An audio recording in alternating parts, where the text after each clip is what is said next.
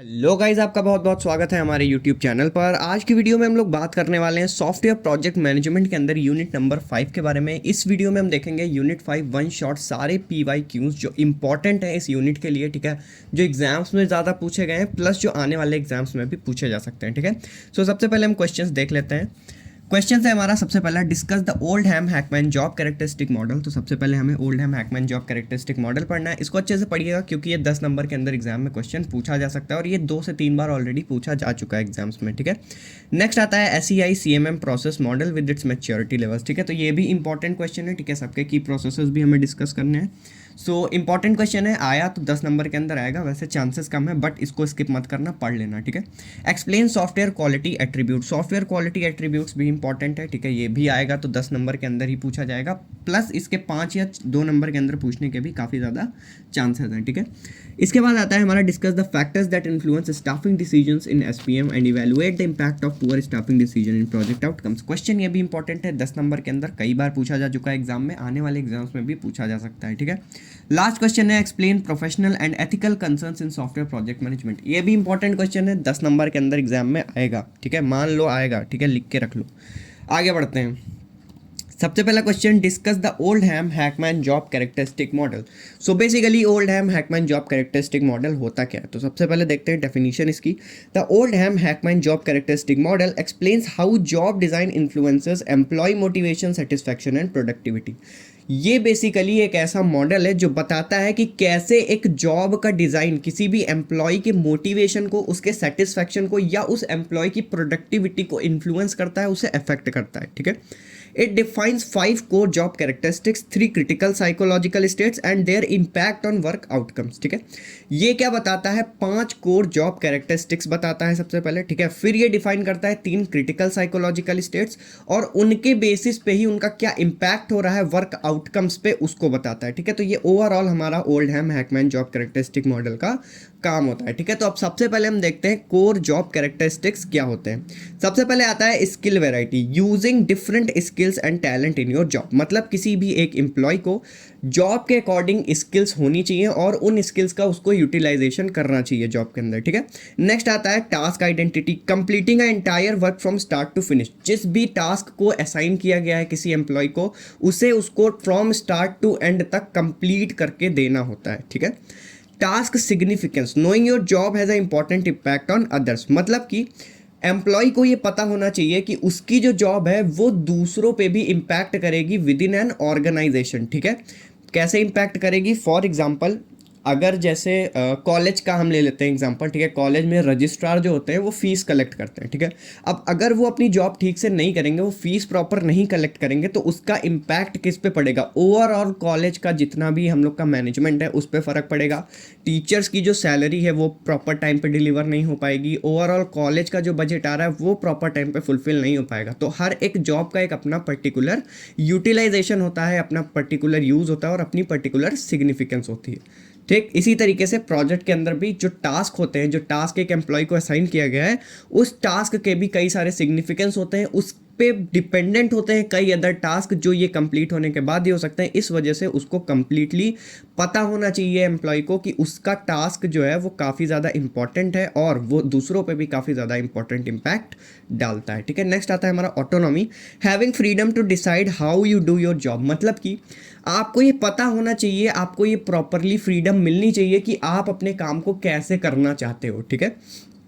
वहाँ पे किसी भी तरह का बाउंडेशन नहीं लगाना चाहिए कि आप इस काम को ऐसे नहीं कर सकते, वैसे नहीं कर सकते, जैसे आपको सुइटेबल लगता है वैसे काम को कंप्लीट करो। The only thing is you have to complete the entire task, ठीक है।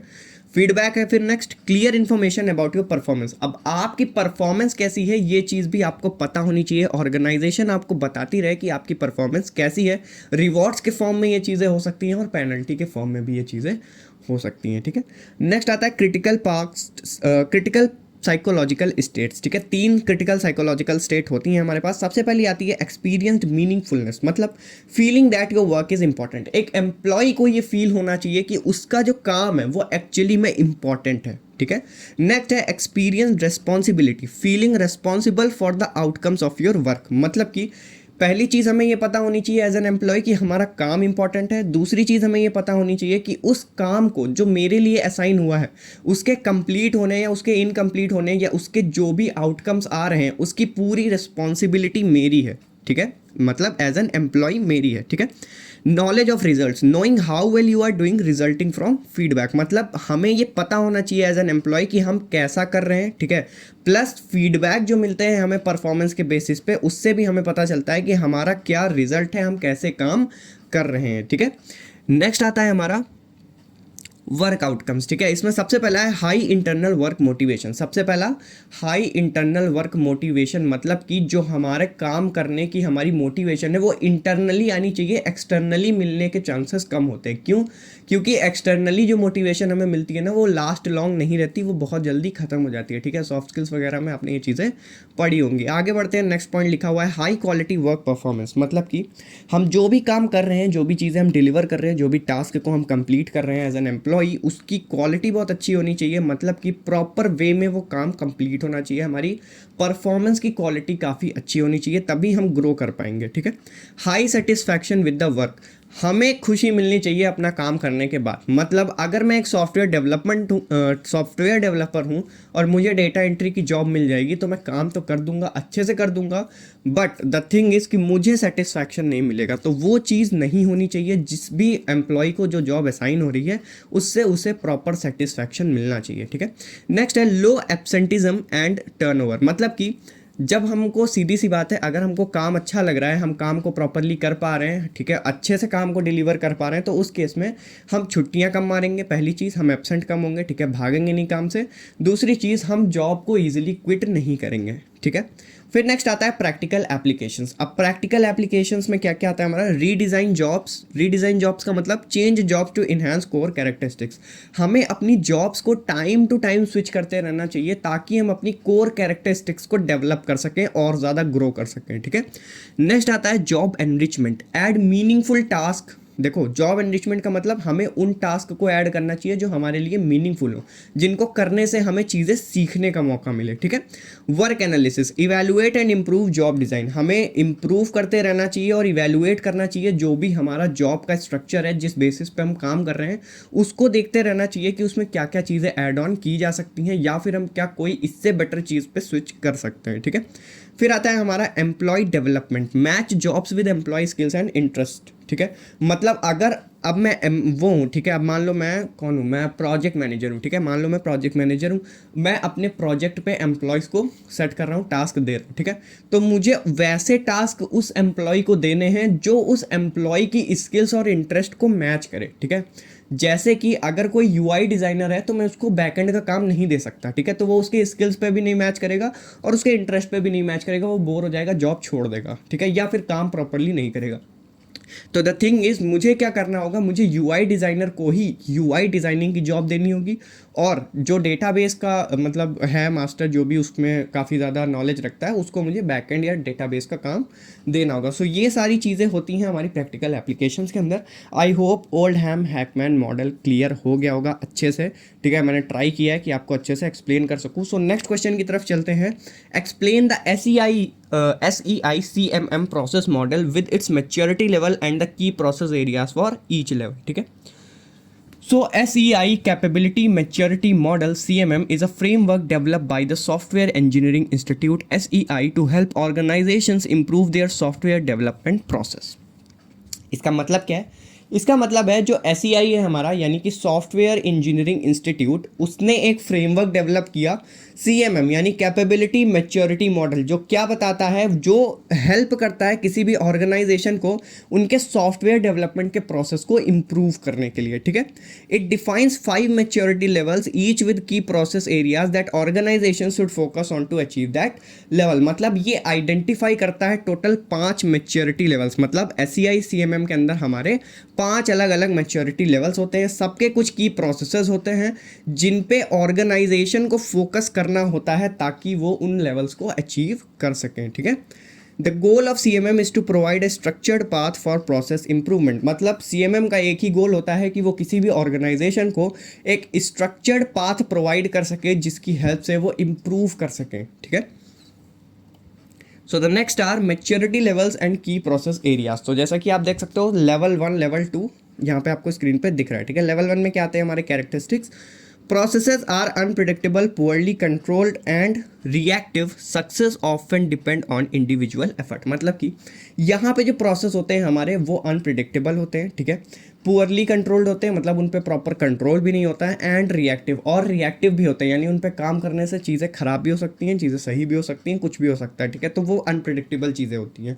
यहाँ पे सक्सेस डिपेंड करती है हर एक इंडिविजुअल के एफर्ट पे, मतलब एक सिंगल एम्प्लॉय जो काम कर रहा है उस पर भी ओवरऑल प्रोजेक्ट की सक्सेस डिपेंड करती है, ठीक है। की प्रोसेस एरियाज की बात करें तो नॉट डिफाइंड, ठीक है, non defined at this level process are usually ad hoc and chaotic. मतलब यहाँ पे क्या होता है, जो ये लेवल होता है हमारा, आप देखो इनिशियल लेवल, मतलब मान लो कोई प्रोजेक्ट मैनेजमेंट या फिर प्रोजेक्ट डेवलपमेंट कंपनी है जो एकदम स्टार्ट हुई है, और उसमें मतलब कहते नहीं है लोग कि हमारे यहाँ एनवायरनमेंट नहीं अच्छा है, ठीक है, तो वो एनवायरनमेंट नहीं अच्छा वाली जो कंपनीज होती हैं ना, उनका इनिशियल लेवल ही चल रहा होता है, वहाँ पे काफ़ी ज़्यादा चाओस होता है, ठीक है, काओस होता है, वहाँ पे जो एनवायरनमेंट होता है वो हेल्दी नहीं होता है एक प्रॉपर प्रोजेक्ट डेवलपमेंट के लिए या प्रॉपर टीममेट कम्युनिकेशन के लिए। सो ये सारी चीज़ें आती हैं हमारे इनिशियल लेवल में। नेक्स्ट आता है हमारा repeatable. Basic project management process are established, success can be repeated due to past experience. मतलब क्या है इसका, so the key process areas, मतलब सॉरी, रिपीटेबल के अंदर कैरेक्टरिस्टिक की अगर बात करें तो यहाँ पे जो हमारा प्रोजेक्ट है उसको बिल्ड करने के लिए हम बेसिक मैनेजमेंट प्रोसेस को इस्टेब्लिश करते हैं, ठीक है। सेकंड में क्या आता है, बेसिक मैनेजमेंट प्रोसेस को हम लोग एप्लीकेबल करते हैं, यानी कि पहले में क्या कोई मैनेजमेंट नहीं था, ठीक है, कोई भी मैनेज नहीं कर रहा था ओवरऑल चीज़ों को, जिस वजह से काफ़ी ज़्यादा प्रॉब्लमेटिक हो रही थी चीज़ें। अब लेवल 2 में क्या हुआ, एक बेसिक मैनेजमेंट प्रोसेस आ गया, ठीक है, कि प्रोजेक्ट को कैसे मैनेज करना है। देन इसकी वजह से होता क्या है, सक्सेस जो है वो रिपीट हो जाती है पास्ट एक्सपीरियंसेस के बेसिस पे। मतलब अगर एक मैनेजर है प्रोजेक्ट का, ठीक है, वो ऑलरेडी 2-3 प्रोजेक्ट पे काम कर चुका है, तो उसके पास्ट एक्सपीरियंस की हेल्प से यहाँ पे सक्सेस रिपीट होने के काफ़ी चांसेस होते हैं, ठीक है। की प्रोसेस एरियाज की बात करें तो इंश्योरिंग रिक्वायरमेंट्स आर, सबसे पहले रिक्वायरमेंट मैनेजमेंट आता है इसमें। Ensuring requirements are documented and agreed upon. ये चीज़ कंफर्म होनी चाहिए कि जितनी भी रिक्वायरमेंट्स हमारी आ रही हैं प्रोजेक्ट के अंदर वो सारी ऑलरेडी डॉक्यूमेंटेड होनी चाहिए, ठीक है, पहली चीज़। और दूसरी, वो एग्रीड अपॉन का मतलब है कि जब डॉक्यूमेंट हमारा साइन हुआ था स्टेक होल्डर या क्लाइंट के थ्रू, तो वो सारी चीज़ें एग्री हुई थी वहाँ पे, ठीक है। नेक्स्ट आता है हमारा project planning, establishing reasonable plans for project activities. मतलब कि प्रोजेक्ट के अंदर जितने भी हम प्लान्स बनाएंगे प्रोजेक्ट की एक्टिविटीज़ से रिलेटेड, वो सारे प्लान्स हमारे रीजनेबल होने चाहिए, मतलब हर एक प्लान का एक प्रॉपर रीज़न होना चाहिए, ठीक है। नेक्स्ट है हमारा प्रोजेक्ट मॉनिटरिंग एंड कंट्रोल। मतलब ओवरऑल प्रोजेक्ट में क्या क्या चीज़ें हो रही हैं उन पे हमको ध्यान देते रहना है, ठीक है, मतलब करेक्टिव एक्शंस परफॉर्म करते रहना है। अगर कहीं पे कोई दिक्कत आती है तो हमको वहाँ पे चीज़ों को सही करना होता है, ठीक है। Supplier agreement management, managing relationship with supplier. मतलब जो भी हमारा सप्लायर है, चाहे वो रिसोर्स का सप्लायर हो, चाहे वो हमारा मतलब हमें टीम प्रोवाइड कर रहा हो, ठीक है, तो हमें उनसे भी प्रॉपरली एग्रीमेंट करना होता है, उनसे भी प्रॉपर रिलेशनशिप मैनेज करनी होती है, ठीक है। Measurement and analysis, collecting and analysing project data. Measurement and analysis में हमारा आता है ओवरऑल डेटा को, ओवरऑल प्रोजेक्ट में जो भी हमारा डेटा रिक्वायर्ड है उसको कलेक्ट करना और उसको एनालाइज करना, ठीक है। Process and product quality assurance, ensuring process and product meet the quality standard. मतलब ये चीज़ हमको यहाँ पे ध्यान रखनी होती है कि जो भी हमारा प्रोडक्ट बन के तैयार होगा वो क्वालिटी स्टैंडर्ड्स पे खरा उतरना चाहिए, ठीक है, और जितना भी हमारा प्रोसेस है वो भी क्वालिटी प्रोसेस होना चाहिए, ठीक है। सो आगे बढ़ते हैं। Configuration management, managing changes to project artifacts. मतलब कि जो भी हमारे प्रोजेक्ट के अंदर चीज़ें हैं जो चेंज करने की ज़रूरत है, या फिर जिनको फीडबैक्स के बेसिस पे कई बार प्रोजेक्ट के बाद हमें मेंटेनेंस वाला जो फेज़ आता है वो हमारा कॉन्फ़िगरेशन मैनेजमेंट के अंदर आप देख सकते हो, जहाँ पे प्रोजेक्ट के अंदर चीज़ों को मॉडिफाई किया जाता है, चेंज किया जाता है या मैनेज किया जाता है, ठीक है। फिर आती है हमारी डिफाइंड यानी लेवल 3। अब ये क्या होता है, processes are well characterized and understood and are described in standards, procedures, tools and methods। यहाँ पे जो हमारे processes होते हैं वो properly characterized होते हैं और understood होते हैं, यानी कि हमें अब properly अच्छे से चीज़ें समझ में आएंगी, कैसे चीज़ों को करना है, क्या standards लगाने हैं, किन procedures पे काम करना है, किन tools और methods का utilization करना है, हर चीज़ एकदम proper clear होती है, ठीक है। की प्रोसेस एरियाज की बात करें तो सबसे पहले आता है requirements development, eliciting, analysing and validating requirements, मतलब सबसे पहले हमें रिक्वायरमेंट्स को गैदर करना होगा, फिर रिक्वायरमेंट्स को एनालाइज करना होगा और उसके बाद उन रिक्वायरमेंट्स को वैलिडेट करना होगा कि क्या ये रिक्वायरमेंट ज़रूरी हैं भी, या फिर ऐसे ही हमने रिक्वायरमेंट्स यानी कि बोल दिया है कि हमको ये चीज़ें चाहिए बट रिसोर्सेज की रिक्वायरमेंट्स है ही नहीं और हमने फालतू में ही रिसोर्स की रिक्वायरमेंट कर दी है। तो वो सारी चीज़ें यहाँ पे डिस्कस हो जाती हैं रिक्वायरमेंट डेवलपमेंट के टाइम। देन आता है हमारा technical solution, designing, developing and implementing solution. मतलब अब हमको क्या करना है, ओवरऑल हमें प्रोडक्ट को डिज़ाइन करना है, उसको डेवलप करना है और जो भी सॉल्यूशन हमें बनाना है उसको हमें क्या करना है, ओवरऑल इम्प्लीमेंट करना है। ठीक है, फिर आता है product integration, assembling the product from components and ensuring it functions properly. ठीक है, देखो अब हमने क्या किया, प्रीवियस स्टेप में हमने हर एक कंपोनेंट को रेडी कर लिया। ठीक है, कि मतलब हाँ ये टास्क करना है, वो टास्क करना है, ऐसे सॉल्यूशन देगा, वो ऐसे सॉल्यूशन देगा, तो ओवरऑल सारी चीज़ें बन गई। अब प्रोडक्ट का इंटीग्रेशन होगा, अब उन सारे सॉल्यूशंस को, उन सारे टास्क को जो हमने कंपोनेंट्स में किए थे उनको इंटीग्रेट किया जाएगा उन सबको, एंड देन हमें देखना होगा कि हमारा जो ओवरऑल प्रोजेक्ट है, ओवरऑल प्रोडक्ट है, वो प्रॉपरली फंक्शन कर रहा है या फिर नहीं कर रहा है। ठीक है, फिर आता है verification, ensuring product meet specified requirement. Verification ये बताता है कि जो भी हमारी स्पेसिफाइड रिक्वायरमेंट्स थी, यानी कि जो भी हमने सोचा था करने को, क्या हमारा प्रोडक्ट वो सारी चीज़ें कर रहा है, उस पर परफॉर्म कर रहा है प्रॉपर या फिर नहीं कर रहा। ठीक है, validation, ensuring product fulfil there intended use. Validation और वेरिफिकेशन में मैं डिफरेंस ऑलरेडी बता चुका हूँ। देखो वेरिफिकेशन ये बताता है कि जो रिक्वायरमेंट हमने स्पेसिफाई की थी, ठीक है, डॉक्यूमेंट में जो रिक्वायरमेंट्स लिखी हैं वो सारी फुलफिल हो रही हैं या नहीं, उस अकॉर्डिंग प्रोजेक्ट हमारा बना है या फिर नहीं बना। बट वैलिडेशन क्या करता है, वैलिडेशन ये बताता है कि जो यूज़ है इस पर्टिकुलर प्रोजेक्ट का या पर्टिकुलर प्रोडक्ट का, उस यूज़ को ये सेटिस्फाई कर रहा है, उस यूज़ के अकॉर्डिंग डेवलप हुआ है या फिर नहीं हुआ। ठीक है, मतलब क्लाइंट की नीड जो थी वो फुलफिल हो रही है या नहीं, ये वैलिडेशन बताता है। और हमने जो चीज़ें डिसाइड की थी बनाने को, वो चीज़ें बनी है या नहीं, ये वेरिफिकेशन बताता है। ठीक है, समझ आ गई बात, आगे बढ़ते हैं। Organisational process focus. ठीक है, establishing and maintaining process improvement activities, मतलब कि हमें ऐसी एक्टिविटीज़ को इस्टेब्लिश करना होता है, ऐसी एक्टिविटीज़ को मेंटेन करना होता है जो ओवरऑल प्रोसेस को इम्प्रूव करने में हेल्प कर सकें। ठीक है, organisational process definition, defining and maintaining process description and standard. हमें ओवरऑल प्रोसेस के डिस्क्रिप्शन और स्टैंडर्ड्स को डिफाइन करते रहना होता है और मेंटेन करते रहना होता है। ठीक है, organisational training, developing skills and knowledge necessary to perform roles effectively. हमें एम्प्लॉयज़, एज एन एम्प्लॉय हमें अपनी स्किल्स और अपने नॉलेज पे भी काम करते रहना होगा, जिससे कि हम अलग अलग तरीके के रोल्स को इफेक्टिवली अकम्प्लिश कर पाएँ, या फिर हमें जो पर्टिकुलर रोल असाइन हुआ है उसके लिए हम प्रॉपरली परफॉर्म कर पाएँ, प्रॉपरली हम रेडी हों। ठीक है, नेक्स्ट आता है हमारा integrated project management, integrating project management and process improvement activities. अब ओवरऑल जो हमारा प्रोजेक्ट मैनेजमेंट है और जो एक्टिविटीज़ हैं उनको हमें इंटीग्रेट करना होता है। देन नेक्स्ट रिस्क मैनेजमेंट,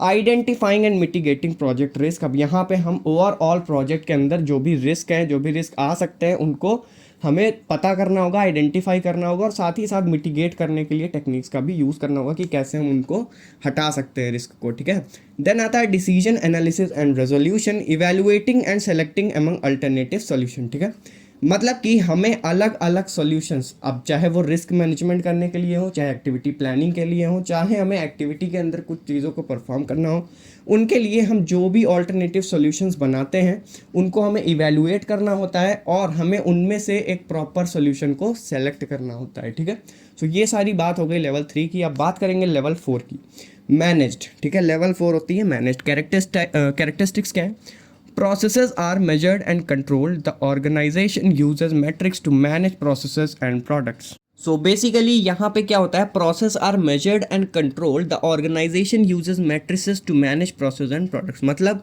जितने भी हमारे प्रोसेस हैं वो मेजर होते हैं, वो कंट्रोल होते हैं। ठीक है, और जो ओवरऑल हमारी ऑर्गेनाइजेशन है वो मैट्रिसेस का यूज़ करती है ताकि वो प्रोसेसेस को और प्रोडक्ट्स को मैनेज कर सके। ठीक है, की प्रोसेस एरियाज़ की बात की जाए, क्वांटिटेटिव प्रोजेक्ट मैनेजमेंट सबसे पहला की प्रोसेस एरिया आता है इसका। Managing project performance using quantitative data, जो भी हमारे पास क्वांटिटेटिव डेटा है मेजर करने के लिए उसका यूज़ किया जाता है ओवरऑल हमारे प्रोजेक्ट की परफॉर्मेंस को मैनेज करने के लिए, ठीक है।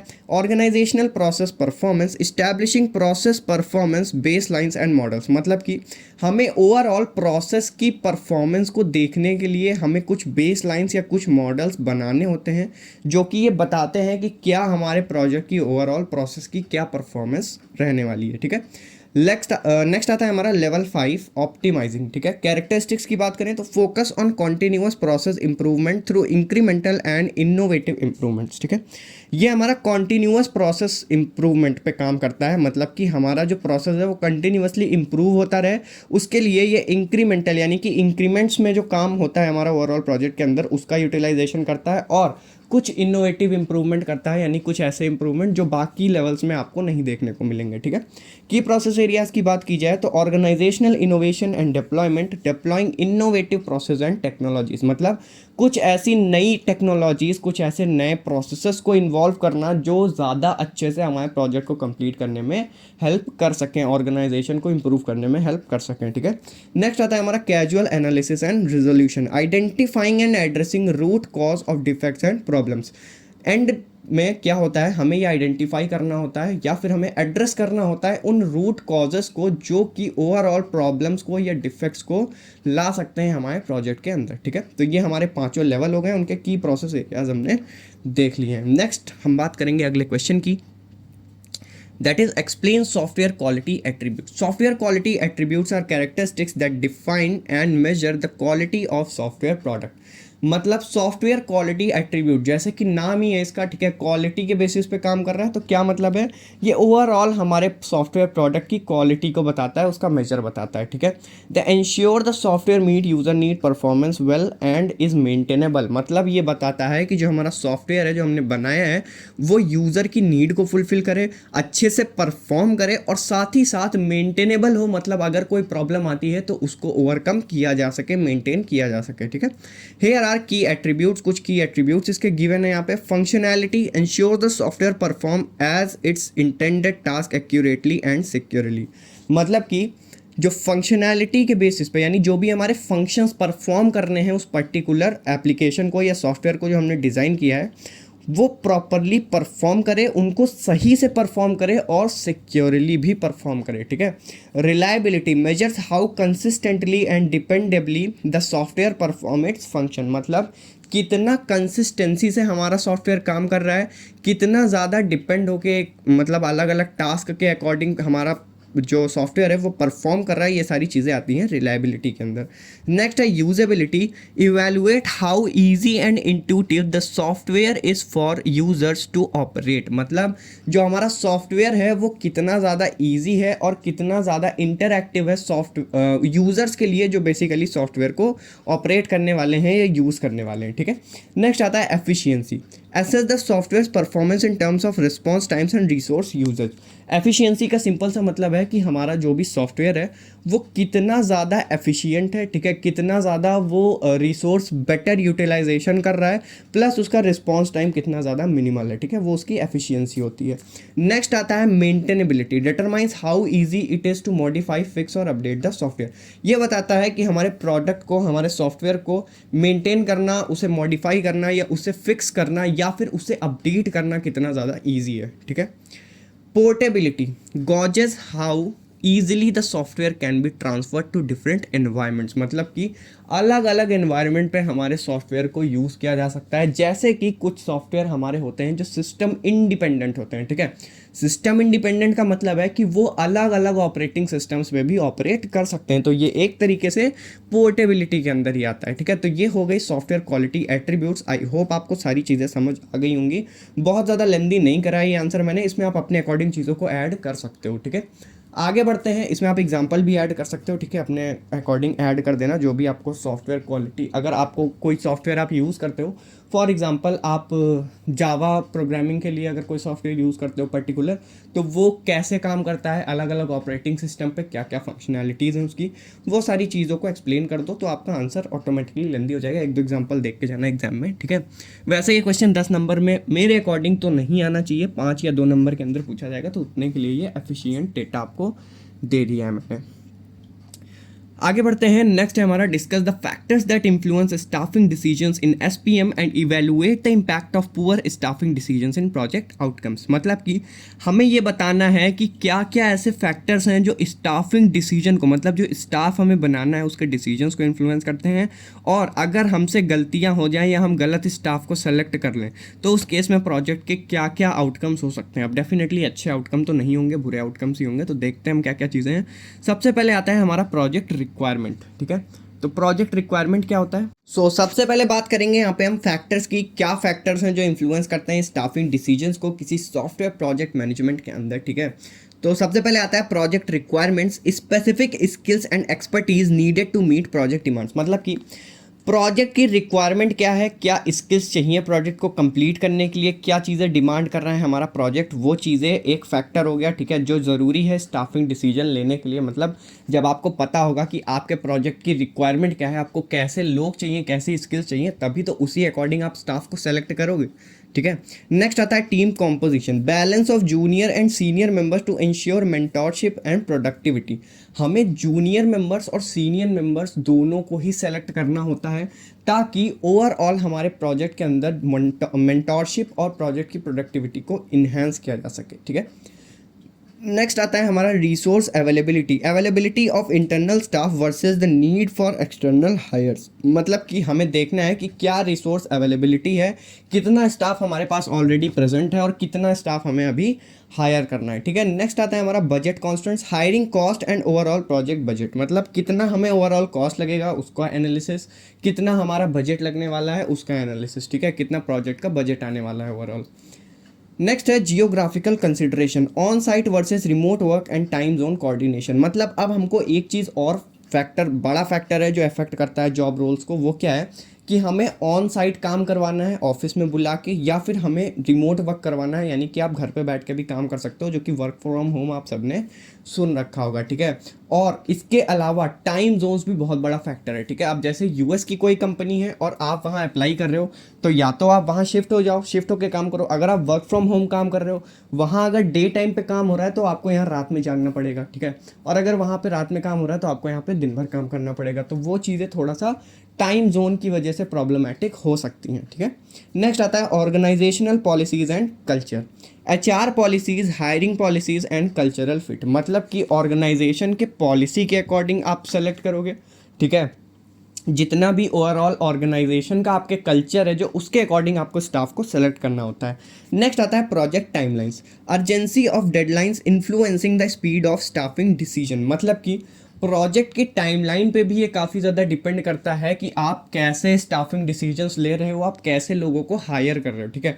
अब जैसे कि मुझे 2 दिन के अंदर हायरिंग कंप्लीट करनी हुई किसी प्रोजेक्ट की, तो मैं बहुत ज़्यादा इन डेप्थ इंटरव्यूज़ कंडक्ट नहीं करूँगा, ठीक है। मैं फटाफट से देखूँगा क्या स्किल्स हैं, किसको क्या आता है, और उस अकॉर्डिंग मैं हायर कर लूँगा, क्योंकि मेरे पास बहुत टाइम नहीं है, प्रोजेक्ट डेडलाइन बहुत ज़्यादा नहीं है मेरी। तो ये चीज़ें काफ़ी ज़्यादा मैटर करती हैं, ठीक है। प्रोजेक्ट टाइमलाइन बहुत बड़ा फैक्टर होता है हमारे स्टाफिंग डिसीजंस को लेने के लिए, ठीक है।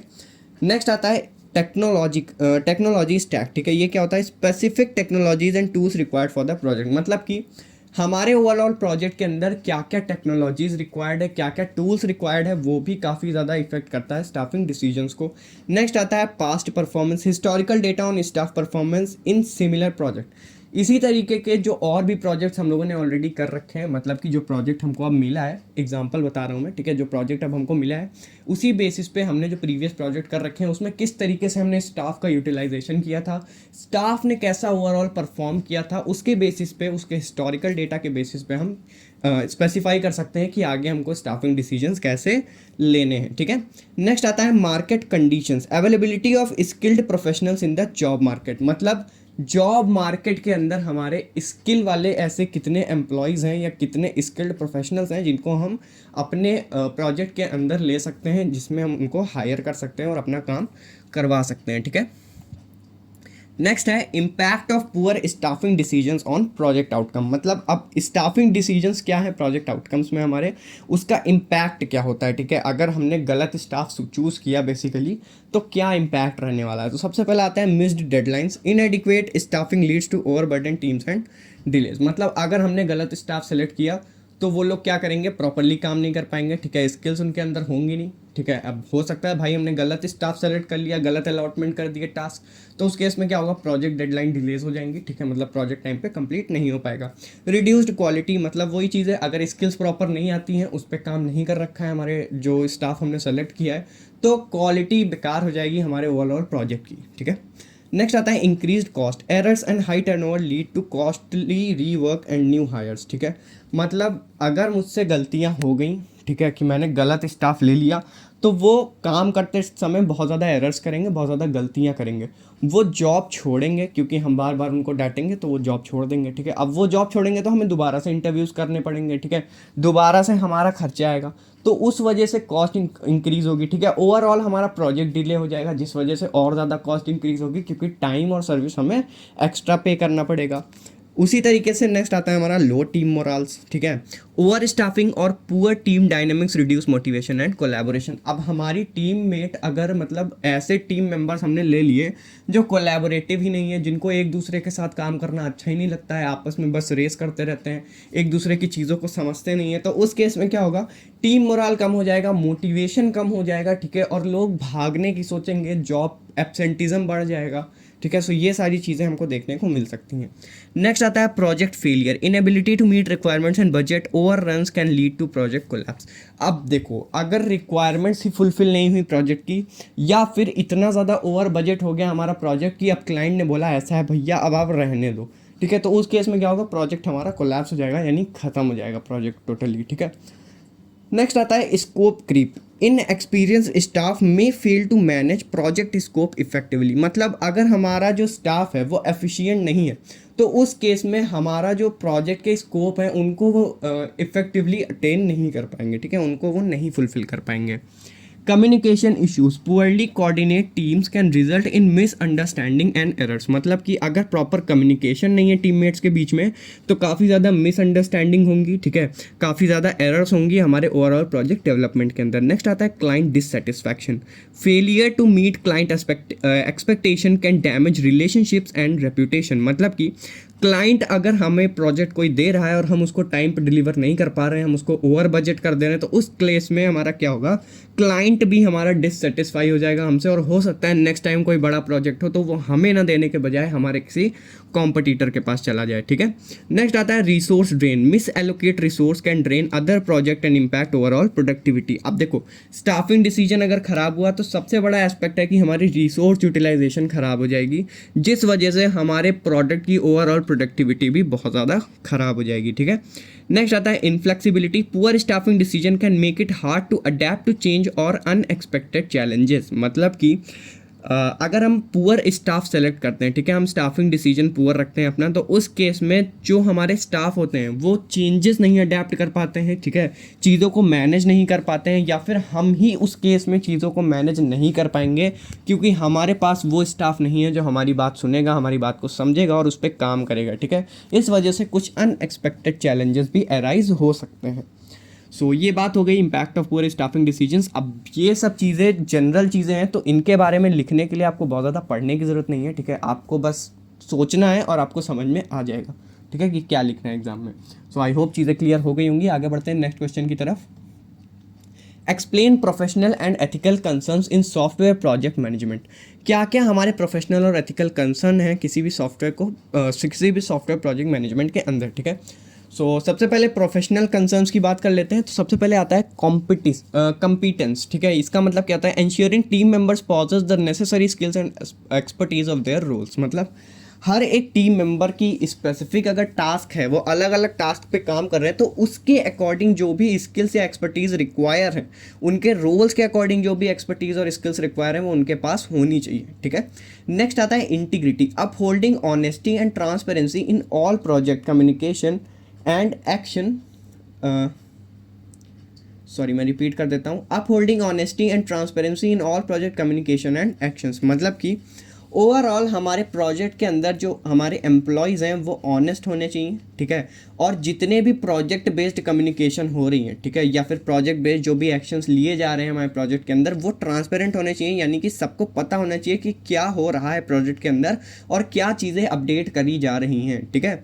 ये होती है इंटीग्रिटी। नेक्स्ट आता है हमारा confidentiality, safeguarding sensitive project information from unauthorised access और डिस्क्लोजर। अब कुछ ऐसी चीज़ें होती हैं प्रोजेक्ट के अंदर जिनको ओवरऑल ऑर्गेनाइजेशन में डिस्क्लोज नहीं किया जा सकता, कुछ स्पेसिफिक लोगों को ही पता रहती हैं वो चीज़ें, ठीक है। सो उस केस में उन चीज़ों को सेफ गार्ड रखना, उन चीज़ों को कॉन्फिडेंशियल रखना ही हमारे कॉन्फिडेंशियलिटी का पार्ट है। नेक्स्ट आता है हमारा प्रोफेशनल डेवलपमेंट, मतलब कि commitment to continuous learning and skill enhancement. मतलब जो प्रोफेशनली हमारे जो हमारे बेसिकली वर्कर्स हैं, एम्प्लॉयर्स हैं, जो एम्प्लॉयज़ हैं जो काम कर रहे हैं प्रोजेक्ट के ऊपर, उनकी प्रोफेशनली भी काफ़ी अच्छी ग्रोथ होनी चाहिए, डेवलपमेंट होनी चाहिए, जिससे वो कंटिन्यूअस लर्निंग कर सकें, कंटिन्यूअस अपनी स्किल्स को इन्हेंस कर सकें, ठीक है।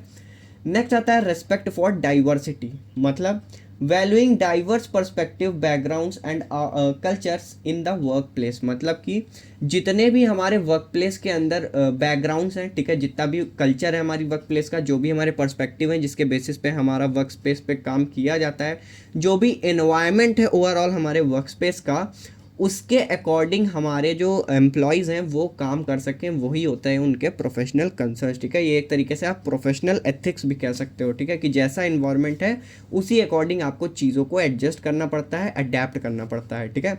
नेक्स्ट आता है एथिकल कंसर्न्स। एथिकल कंसर्न्स क्या क्या है हमारे पास? Client interest, prioritising the interest and needs of the client और स्टेक होल्डर। अब सबसे पहला तो एथिक यही है कि जो भी हमारे क्लाइंट की नीड है हमें उनके अकॉर्डिंग ही काम करना है, अपना दिमाग वहाँ पे नहीं चलाना है, उनकी जो नीड है वो फुलफिल होनी चाहिए, उसी को प्रायोरिटाइज करना पड़ता है, ठीक है।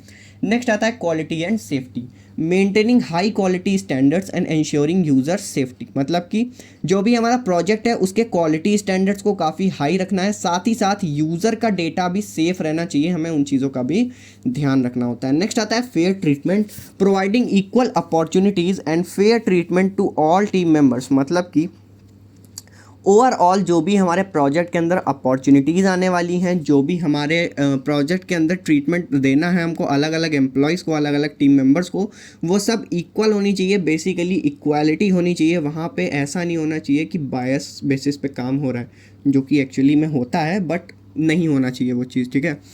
नेक्स्ट आता है हमारा अवॉइडिंग कन्फ्लिक्ट्स ऑफ इंटरेस्ट, मतलब कैसे कन्फ्लिक्ट्स को या इंटरेस्ट को अवॉइड किया जाए, ठीक है। Preventing personal interest from conflicting with project objectives.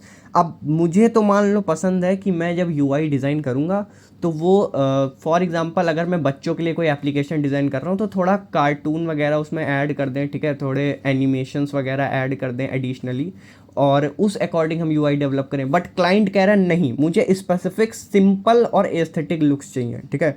तो उस केस में हमें अपने इंटरेस्ट को हटाना होगा, अपने इंटरेस्ट को अवॉइड करना होगा, उसको प्रिवेंट करना होगा, ताकि जो हमारे क्लाइंट के ऑब्जेक्टिव्स हैं, जो क्लाइंट की रिक्वायरमेंट हैं, जो प्रोजेक्ट के एक्चुअल ऑब्जेक्टिव हैं, उनको फुलफिल किया जा सके, ठीक है। तो ये एक एग्जांपल था समझाने के लिए कि कैसे कन्फ्लिक्ट्स अवॉइड किए जाते हैं इंटरेस्ट के बेसिस पे, ठीक है। नेक्स्ट है हमारा environmental responsibility, considering the environmental impact of project activities. हमें ये भी ध्यान रखना होता है कि जो हमारा प्रोजेक्ट है वो एनवायरमेंटली कैसे चीज़ों को डैमेज करेगा, इम्पैक्ट करेगा या फ़ायदा पहुंचाएगा, ठीक है। सारी चीज़ें हमें देखनी होती है। नेक्स्ट आता है legal compliance, adhering to laws, regulations and industry standards. मतलब कि हमें जितनी भी लॉज हैं, जितने भी रेगुलेशंस हैं, चाहे वो इंडिया में एप्लीकेशन बन रहा हो तो इंडिया के रूल्स एंड रेगुलेशंस के अकॉर्डिंग, अगर आप किसी आउटर नेशन में हो, ठीक है, फॉरेन कंट्री में हो, वहाँ के रूल्स एंड रेगुलेशन के अकॉर्डिंग, इंडस्ट्री स्टैंडर्ड्स के अकॉर्डिंग आपका प्रोजेक्ट जो है लीगली एक्सेप्टेबल होना चाहिए, ठीक है। नेक्स्ट आता है honest communication, communicating honesty and transparently with stakeholders. मतलब कि जो भी स्टेक होल्डर्स हैं प्रोजेक्ट के, उनसे आपको प्रॉपर कम्युनिकेशन करना है, ऑनेस्टली कम्युनिकेट करना है, और सारी चीज़ें ट्रांसपेरेंसी रखनी है कि क्या आप प्रोजेक्ट के अंदर कर रहे हो, क्या चीज़ें नहीं कर रहे हो, क्या चीज़ें आपने अवॉइड की हैं, क्या चीज़ें आपने प्रायोरिटाइज की हैं, वो सारी चीज़ें उन्हें पता होनी चाहिए, ठीक है। So this was all for this video. Unit 5 तक यहाँ पे मैंने ख़त्म करा दिया है। न्यूमेरिकल वाली वीडियो एग्जाम के एक दिन पहले मैं अपलोड कर दूंगा, मोस्ट प्रोबेबली 10-11 बजे तक आ जाएगी। एग्ज़ाम शायद 13 को है, तो 12 तारीख को मैं अपलोड कर दूंगा, ठीक है, 12 जून। सो बार बार ये मत पूछना कि न्यूमेरिकल वीडियो कब आएगी, एक ही कमेंट आते रहते हैं, बार बार सेम रिप्लाई देना पड़ता है, इसलिए मैं यहीं पे स्पेसिफाई कर दे रहा हूँ। नोट्स के लिए भी मत पूछना, क्योंकि नोट्स मैं 11 को मॉर्निंग में अपलोड कर दूंगा डिस्कॉर्ड पे। जिसने डिस्कॉर्ड ज्वाइन नहीं किया है, कम्युनिटी पोस्ट में आप जाइए, चौथे नंबर पे आपको डिस्कॉर्ड की लिंक मिल जाएगी, चौथी पोस्ट में, ठीक है। वहाँ से आप क्लिक करोगे, डिस्कॉर्ड ज्वाइन कर लो। डिस्कॉर्ड ज्वाइन करने में कोई ऐसी प्रॉब्लम नहीं है, ठीक है। बहुत लोग बोलते हैं टेलीग्राम पे बना लो, डिस्कॉर्ड में नहीं ज्वाइन करेंगे, तो ऐसा कुछ नहीं है, सेम ही चीज़ है।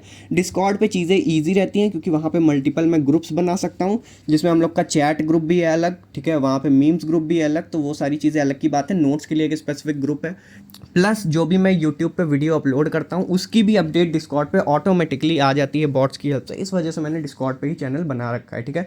तो जिसको डिस्कॉर्ड नहीं ज्वाइन किया है अभी तक, जिसने यूज़ नहीं किया, वो ईजिली ज्वाइन कर दो। साइन अप करना होता है, कुछ उसमें करना नहीं है, ठीक है। Thank you so much for watching the video. All the very best for the exams.